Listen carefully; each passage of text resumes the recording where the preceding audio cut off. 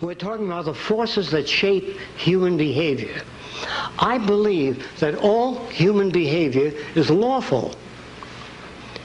That the reactions and values that all people have are perfectly lawful to the environment that they come from. So every human being is perfectly well adjusted from where they are coming from their background and experience. If you as a baby were raised by the Seminole Indians, you would behave, if you never saw anything else, like a Seminole Indian. And if you were brought up at any other Indian group and you had feathers in your head, in your hat, in your headgear, and you were dancing around the fire, and I walked over and said, "That's ridiculous. What are you dancing around the fire with the feathers for?" You don't take your hat, throw it on the ground, and say, "You know, I never thought of it that way." We can't do that. We're victims of culture. We look at the world with our background. We have no other way of doing it. Psychology is kind of a rudimentary form today, an attempt to grasp at the factors that shape human behavior, the factors that are responsible for the way we look at ourselves, other people, and the way we behave, or, if you wish, misbehave. I don't believe that any human being misbehaves. They use whatever tools they know of, whatever tools they're familiar with. How is it that we want our social system to operate? What makes criminal behavior? What are the factors that make a Jeffrey Dahmer? I'm sure you know who that was. Before Jeffrey, there was Albert Fish. I don't know if any of you remember Albert Fish. Albert Fish was a fine-looking gentleman. He ate 45 children. Well, you wonder, how can anyone do that kind of thing? I'm going to try to give you some idea of the background of Albert Fish. When he was a youngster, about 10 years old, he was touching his private parts. His mother was an old-time Baptist, and she says, "You are going straight to hell. You will burn eternally." And that kid, Albert Fish, stuck needles into his genitals because he didn't want to burn in hell. And he took other children into empty lots and cut off their private parts because he wanted to save them. If you're brought up in a distorted environment, which we all live in today, any judge that raps the gavel and says 30 years is an ignoramus because he has no idea of the factors that shape human behavior. When you become aware, if you bring up a healthy boy with about 6 women, and one of the girls says, "Oh, did I see a gorgeous hat?" That boy will pick up the same mannerisms, same facial expressions, and say, "Oh, I just love that hat." Because if that's the environment, and you're brought up in Italy, you say, "Hey, what's the matter? You like or you don't like?" In other words, it depends on where you're brought up. Did you know that Lincoln was Irish? It depends on your group and the values that you exchange. Just before the public library in the United States, people said, "Well, you can't really do that. The people never bring back the books. They'll keep them. They won't return them." Of course, all that was incorrect. I want to build a library where any child can walk in, check out a camera, check out art materials, check out water skis, make things available. People don't steal. No one's going to hit you on the head to take your watch off if it's available. Well, how are you going to pay for this central library that gives children these things for nothing?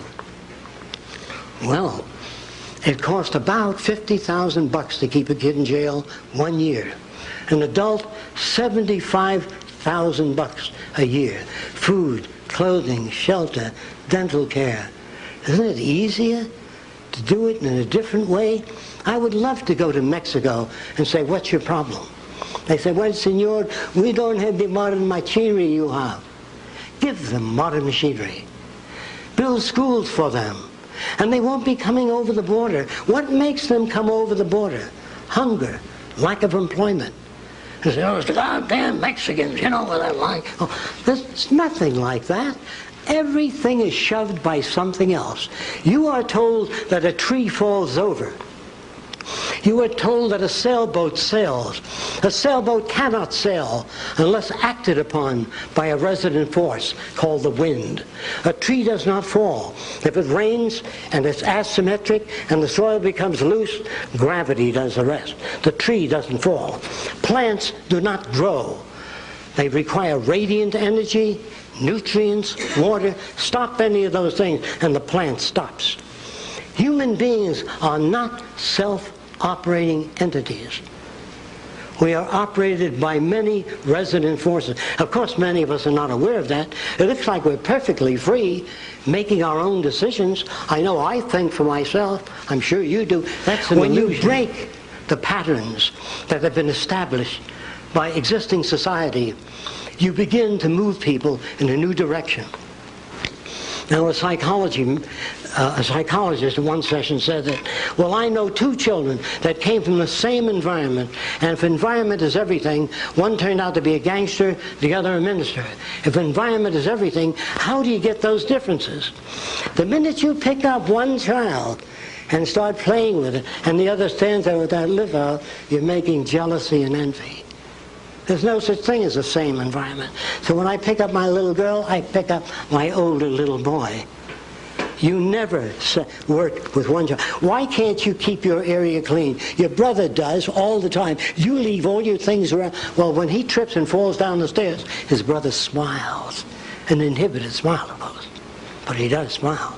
So we build these artificialities in the world we live in today. I find your views about the future interesting, but how do you account for human nature? How do I account for what? Human nature. Human nature.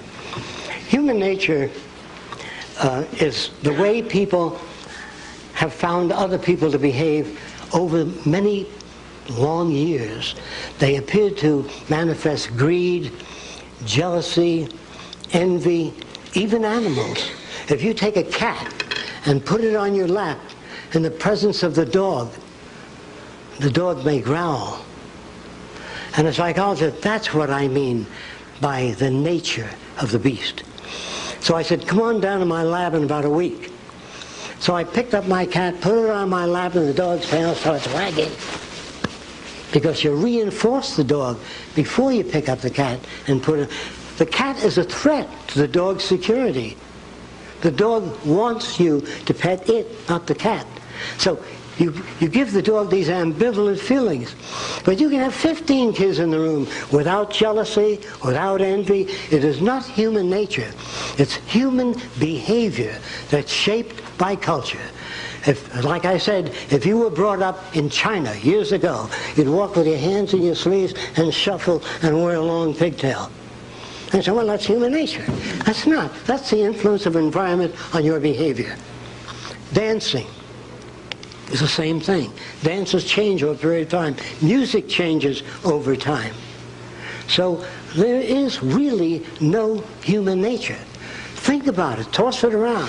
There is varying degrees of human behavior. If we wish to understand the factors that generate our value system, that generate the way we look at the world, we have to go back in time and study these things.